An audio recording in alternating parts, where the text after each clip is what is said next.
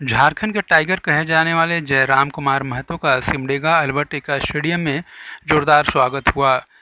उनके तत्वाधान में यहां पर एक कार्यक्रम होना था। विशाल जनसभा का आयोजन किया गया था। सभा में मुख्य रूप से अतिथि के रूप में झारखंड के टाइगर जयराम कुमार महतो मौजूद थे। उनका मंच पर स्वागत किया गया। मंच पर उपस्थित लोगों को संबोधित करते हुए जयराम कुमार महतो ने कहा कि दृढ़ इच्छा शक्ति वाले जनप्रतिनिधियों को चुनिए ताकि सिमडेगा जिले का विकास हो सके।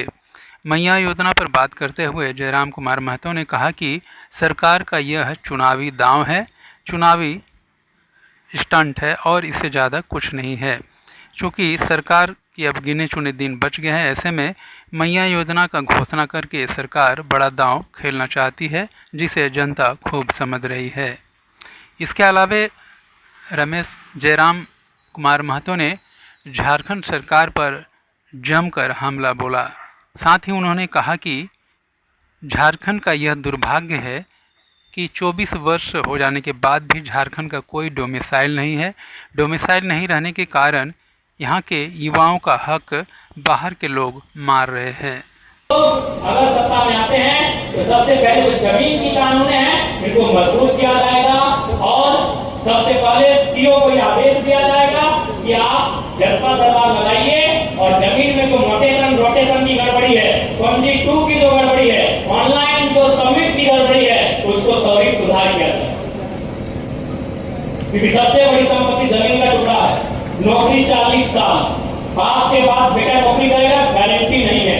बेटा के बाद उसका बेटा नौकरी करेगा, गारंटी नहीं है। लेकिन जो खेत आपने आज से 4000 साल पहले जोतने कोड़ने का काम किया था, आज भी जोत कोड़ रहे हैं। जो धान आपने हड़प्पा के काल से लगाया है, जो गेहूं आपने महाजनपद के काल में लगाया था, जो साग आपने सम्राट अशोक के काल में लगाया था, वही साग सब्जी आप भी लगा रहे हैं। यही असली सत्य, इसको स्वीकार कीजिए। इसलिए हम लोग जमीन की जो कानून है और बकायदा जो वर्तमान की सरकार है, उन्होंने अपने घोषणा पत्र में लिखा था कि जीएम लैंड हम लोग रसीद काटेंगे रेत के लिए, लेकिन इन्होंने जीएम लैंड का रसीद ही नहीं काटा। जीएम लैंड कहां चला गया?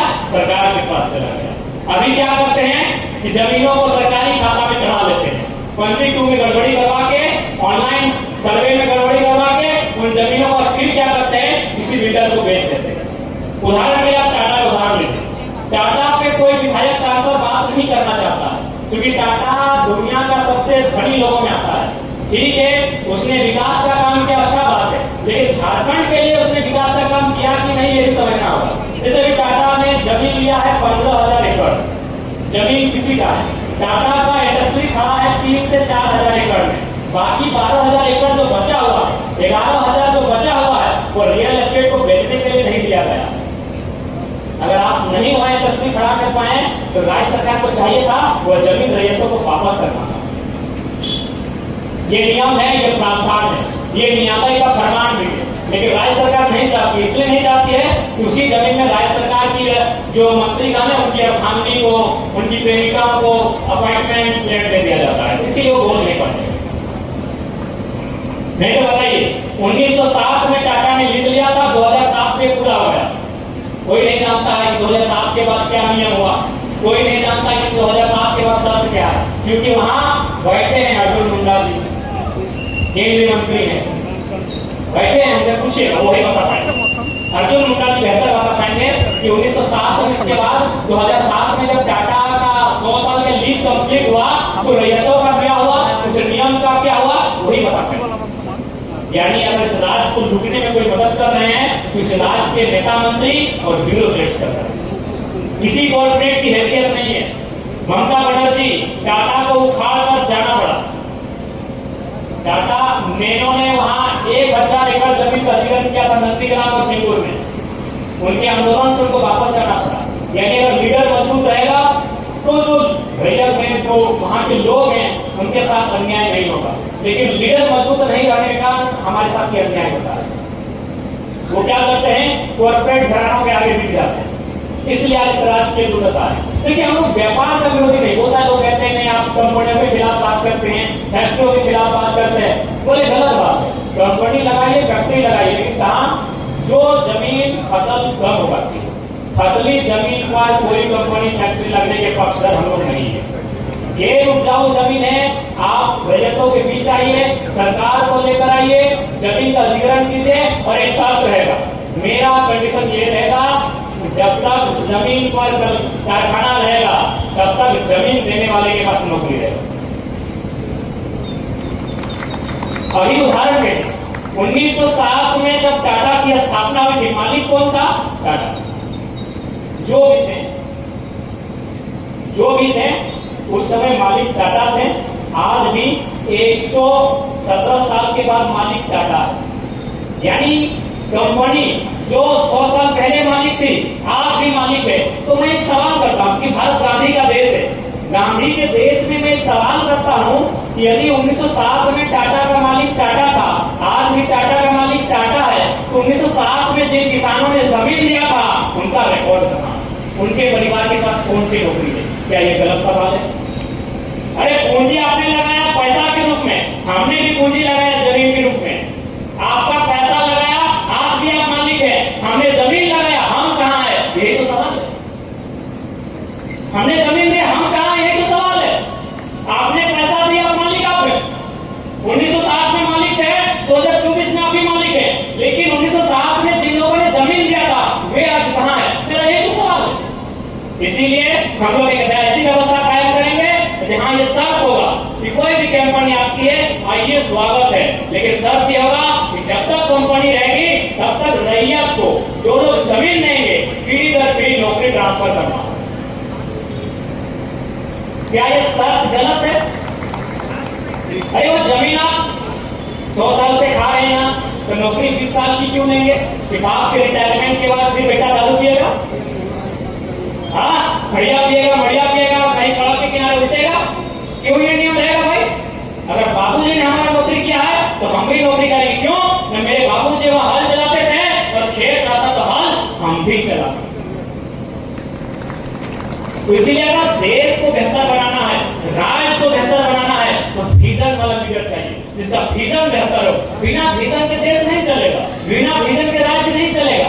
आज आप कुछ बोलिए, आज भारत की इकोनॉमी मान के चलिए 10 ट्रिलियन के आसपास जाने वाली है, 5 ट्रिलियन को पार कर रही है। अरे भारत की इकोनॉमी अगर 30 ट्रिलियन में चली जाएगी ना तो भारत के लोगों का भला नहीं होगा। अंबानी अडानी जैसे के बाद में जो उनको मुख्यमंत्री से हटा दिया गया और चंपा सोरेन जी अपना जो आभार प्रकट कर रहे हैं पार्टी के प्रति, जो पार्टी के बहुत ही वरिष्ठ नेता थे और आज बीजेपी का दामन थामने जा रहे हैं, तो इस पे आप क्या कहना चाहते हैं? इसको आप किस नज़र से देख रहे हैं? देखिए, ये जेएमएम ने उनके साथ उचित नहीं किया, क्योंकि देखिए वृद्ध नेता हैं और 2-3 महीने का कार्यकाल बचा था, तो इस कार्यकाल को मुख्यमंत्री जी को चाहिए था कि उनको सौंप देते और वे अभी एक घूमते पूरे राज्य में अगले चुनाव की तैयारी करते हैं। लेकिन कहीं ना कहीं ये उचित नहीं था और चंपा जी अगर बीजेपी में जा रहे हैं तो इस राज्य के लिए और एक संकट होगा। क्योंकि देखिए, जहाँ तक बीजेपी का प्रश्न है वो अभी फिलहाल उद्योगपतियों की ज़्यादा सुनती है और झारखंड जिस प्रकार कल कारखाने लगे हैं, उन कल कारखानों में जिस प्रकार से ज़मीनों का अधिग्रहण किया जा रहा है लगातार रैयत को अनसुना करके, हमें लगता है कि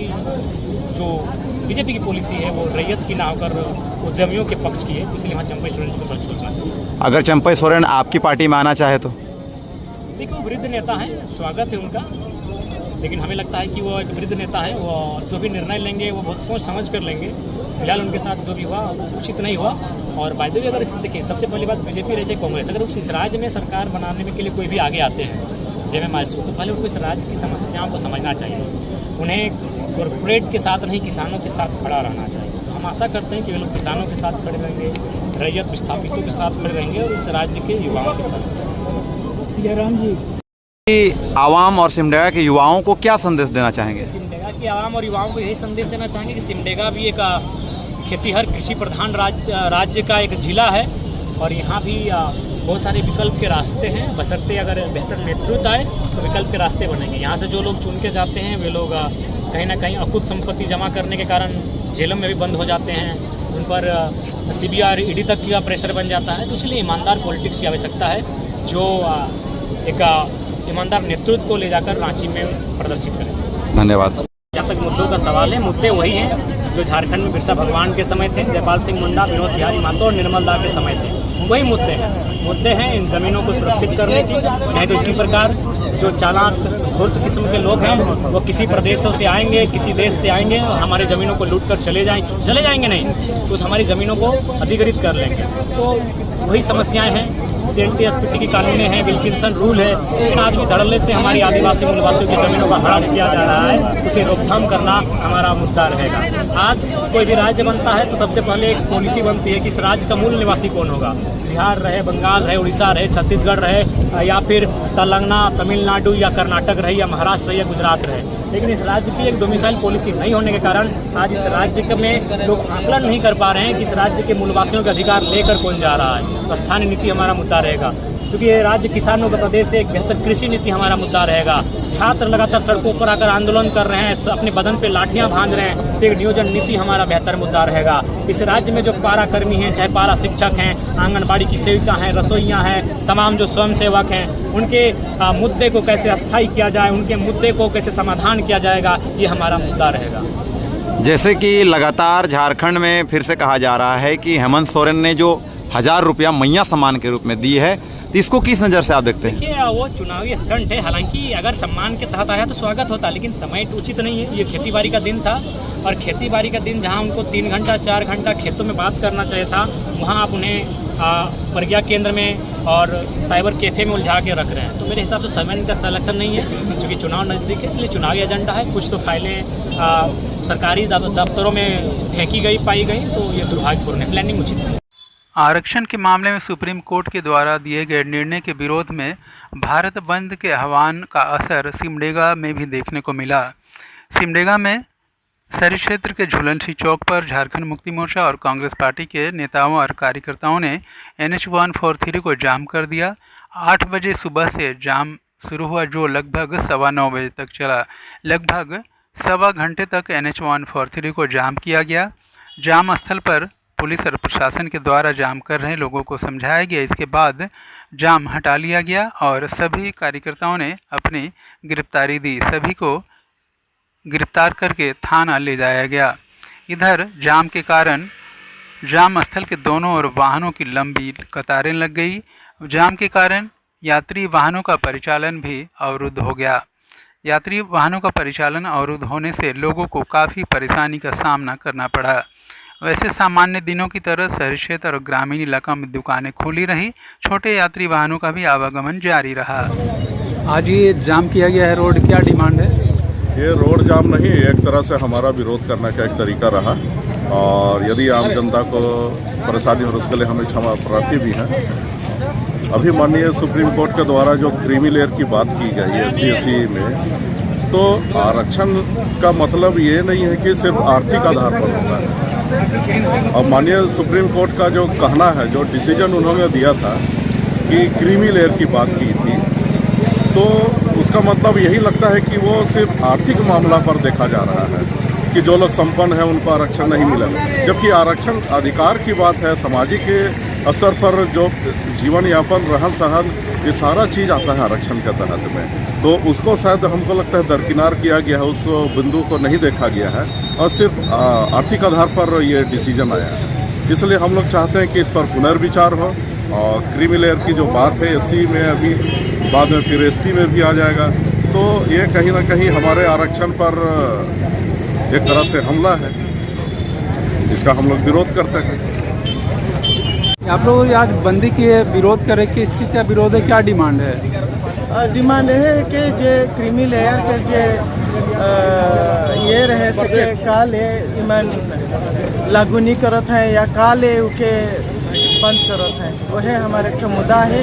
कहे कि हमरे ST-SC समाज से आविला तो हमार जे अधिकार रहे सके केखो बिना प्रॉपर आदेश के बंद करके हमरे मन विरोध करते। आप लोग देखिए, पूरे भारत वर्ष में हम लोग ST-SC OBC का जो उच्च न्यायालय के विरोध में जो निर्णय दिया है, उसके विरोध में हम लोग संपूर्ण भारत बंद किए हुए हैं। हम लोग ST-SC OBC का जो लोकतंत्र है, संविधान के खिलाफ में निर्णय किया है, उसके लिए हम लोग विरोध किए हैं। और हम लोग पूरे सिमडेगा जिले में दमखम के साथ विरोध कर रहे हैं। आज जब तक इसका संशोधन नहीं हो तब तक हम लोग विरोध करेंगे।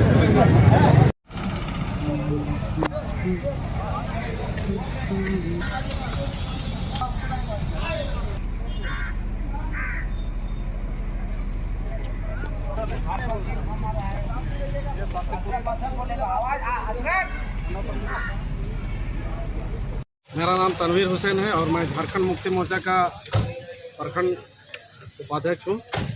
और हम लोगों ने बंदी का पुरजोर विरोध किया है और हम लोगों ने आवश्यक चीज़ को हम लोग छूट दिए हैं, है ना। किसी प्रकार का कोई दिक्कत नहीं हुआ और हम लोग शांतिपूर्ण तरीके से इसका हम लोग बंद किए। जी, मैं जगदीश बागे, महासचिव सिमडेगा कांग्रेस पार्टी। आज हम लोग इस पूरे भारतवर्ष में जो भारत बंद का आह्वान है भीम सेना के द्वारा, उसका हम महागठबंधन होकर के समर्थन करते हैं। इसलिए कि विगत समय में सुप्रीम कोर्ट के द्वारा ये बिल लाया गया कि SC, ST, OBC उसके अंदर में क्रीमी लेयर का जो प्रावधान ये रखना चाह रहे हैं, ये हम आदिवासियों के या हमारा जो आरक्षण है उसके विरोध में है। हम इसका पुरजोर विरोध करते हैं और आज का जो बंद है उसको महागठबंधन की ओर से और साथ ही साथ बानों के तमाम जनता की ओर से उसको हम समर्थन करते हैं। धन्यवाद। ST, SC आरक्षण को लेकर जो बिल लाया गया है उसको लेकर भारत बंद का आह्वान किया गया है और आप लोग आज बानो बिरसा चौक में बंदी कर रहे हैं, क्या कहेंगे बिरजू जी? मैं जिला परिषद Bano central committee member Bano Simdega. Supreme court जो फैसला दिया है जो कि संविधान के विरोध भी है और क्वेश्चन यहाँ पे उठता है कि संविधान ST, SC, OBC को क्यों आरक्षण दिया? उसका हनन है ये संविधान में जो लिखा हुआ है।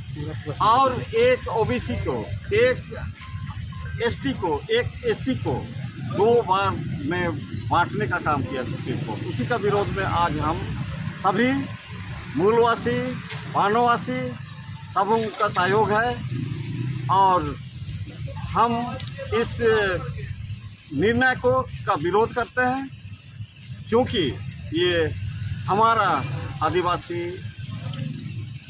हरिजन और OBC वर्ग का हित के विरोध में है। इसलिए आज हम लोग बंदी के द्वारा हम भारत बंद का समर्थन करते हुए अपनी संविधान की रक्षा के लिए हम आज रोड पर हैं और ये आवाज़ आपके माध्यम से हम सरकार तक या पूरा देशवासियों को पहुंचाना चाहते हैं। बहुत बहुत धन्यवाद। जोहार। पूरा फोकस जो बोल रहे बानो बंद किए हैं आप लोग? बानो बंद नहीं, भारत बंद।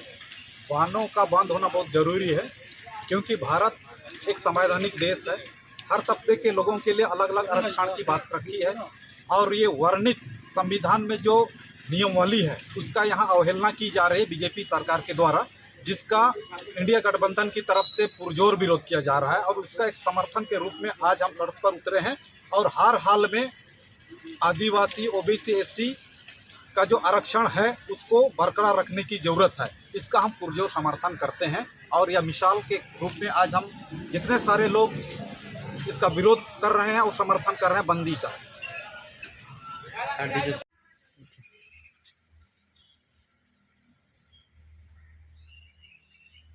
जी सर, बानो बिरसा चौक में महागठबंधन के समर्थकों के द्वारा आज बंदी कर विरोध प्रदर्शन किया जा रहा था। आपके द्वारा आप पहुंचकर जाम को खुलवाया गया सर।